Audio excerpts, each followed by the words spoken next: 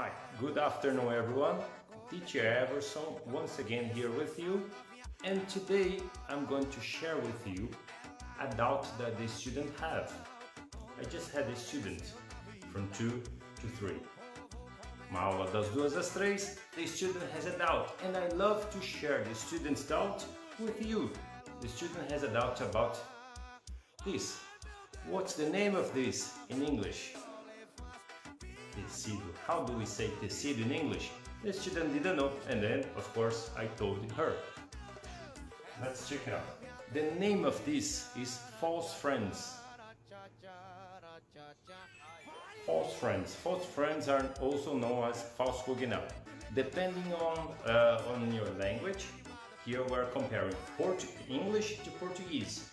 Okay, English to Portuguese, we could have something funny, okay? Something that is interesting.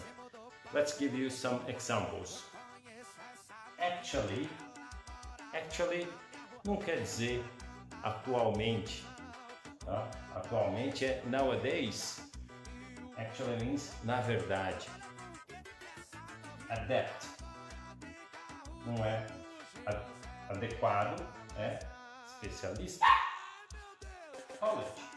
College não é colégio, e sim faculdade. E como seria o colégio? É o high school. Contest, concurso. Fabric, here the word fabric. This fabric, tecido, não é fábrica, fábrica em inglês é factory. And prejudice is good one. Prejudice is preconceito. Okay? And the last one here we have in this list, service, atendimento, e não é serviço. Okay? And there are many more examples of false friends from English to Portuguese, from Portuguese to English. I was almost forgetting a classic one.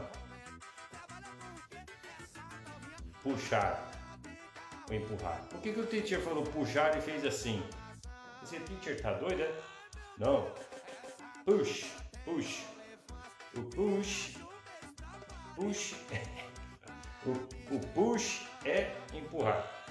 Ou puxar. E agora? Vou deixar essa dúvida para vocês. Como que fala empurrar em inglês e como fala puxar em inglês?